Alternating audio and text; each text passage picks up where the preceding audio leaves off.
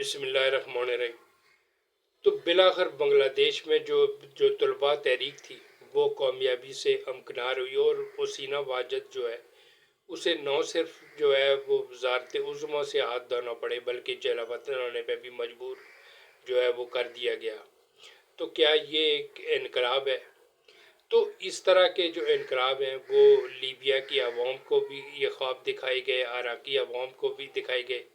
لیکن اس انقلاب کے بعد، اس نامنہاد انقلاب کے بعد آج ان کی عوام جو ہے کس قسم پرسی کی زندگی گزار رہے ہیں۔ تو ایسا ہی کچھ بنگلہ دیش کے ساتھ بھی جو ہے وہ ہونے والا ہے، اور وقت بتائے گا کہ بنگلہ دیش کا جو معاشی پہیہ جو حسینہ واجد نے جس برق رفتاری سے چلا دیا تھا اس کو جو ہے وہ بریکیں جو ہے وہ لگ جائیں گی۔ تو 71 کے بعد جو ابتدائی 17-18 سال ہے وہاں بنگلہ دیش میں بھی اقتدار کی جنگ ہوتی رہی، کبھی خالدہ ضیاء، کبھی حسینہ واجد، اور کبھی اسٹیبلشمنٹ جو ہے وہ اقتدار انجوائے کرتی رہی۔ لیکن 2008 میں جو ہے حسینہ واجد جو ہے وہ اسٹیبلشمنٹ ان کی پشت پہ کھڑی ہوئی اور وہ اقتدار میں آئی، اور پھر حسینہ واجد نے ایسی معاشی پالیسیاں ترتیب دی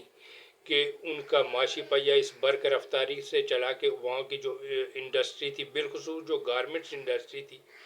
وہ تو جو چائنا ہے اس کو کمپیٹ کرنے لگ گئے تھے۔ تو اس طرح کی جو ان کی معاشی گروتھ جو اتنی برق رفتاری سے اس نے جو معاشی پہیہ حسینہ واجد نے چلایا تھا، اور بنگلہ دیش جس رفتار سے ترقی کر رہا تھا، اور آخری چند سالوں میں تو جو دنیا کی چوتھی بڑی معیشت بھارت ہے اس سے بھی گروتھ جو ہے اس کی آگے تھی۔ اور اگر حسینہ واجد اگر آئندہ 8-10 سال رہ جاتی ہے اقتدار میں تو بنگلہ دیش کو وہ ترقی پذیر کی جو ممالک کی جو لسٹ ہے اس سے باہر کر دیتی۔ اس برق رفتاری سے وہ ان کو معاشی پہیہ جو ہے وہ اس نے چلا دیا تھا، لیکن ان کو اقتدار سے باہر کر دیا گیا۔ اس میں اسٹیبلشمنٹ کا کیا کردار ہے، دوسری عالمی طاقتوں کا کیا کردار رہا ہے، یہ تو آنے والا وقت بتائے گا۔ لیکن ایک بات وثوق سے کہہ سکتا ہوں کہ جو بنگلہ دیش کی جو بربادی کے دن جو ہے وہ شروع ہو چکے ہیں۔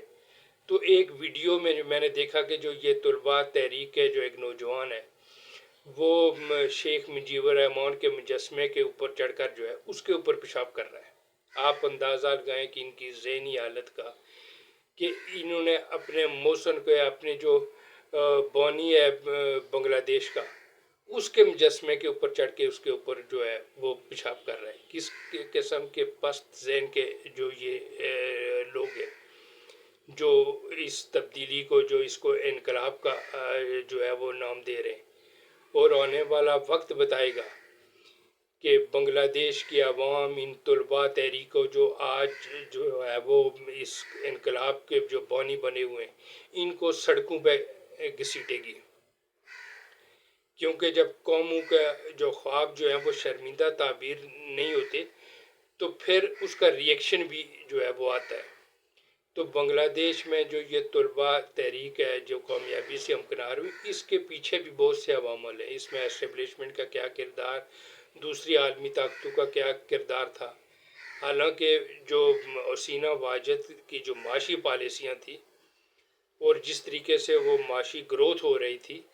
تو بنگلہ دیش کو تو وہ ترقی پذیر کے بجائے ترقی یافتہ ممالک میں اگلے 8-10 سال میں لے جاتی۔ ہاں البتہ حسینہ واجد کی جو انتقامی کارروائیاں تھیں وہ جو ہے وہ حد سے بڑھ گئی تھی، لیکن جو معاشی طور پر جو پلان جو حسینہ واجد نے ترتیب دیا تھا اور جس طریقے سے بنگلہ دیش کو وہ معاشی ترقی مل رہی تھی، اور آئندہ آنے والے 10 سال میں بنگلہ دیش ایک عالمی سطح پر جو ہے ایک ترقی یافتہ ممالک کی صف میں کھڑا نظر آتا، لیکن اس کو اس طلباء تحریک نے نہ صرف بریکیں لگا دی ہیں بلکہ وقت بتائے گا کہ اس معاشی پہیے کو جو ہے وہ ریورس گیئر میں جو ہے وہ ڈال دیں گے۔ اور اس کے بعد جو یہ طلباء تحریک کے جو ہیروز ہیں ان کو بنگلہ دیش کی عوامی جو ہے وہ نشان عبرت جو ہے وہ بنا دے گی۔ تو یہ اب آنے والا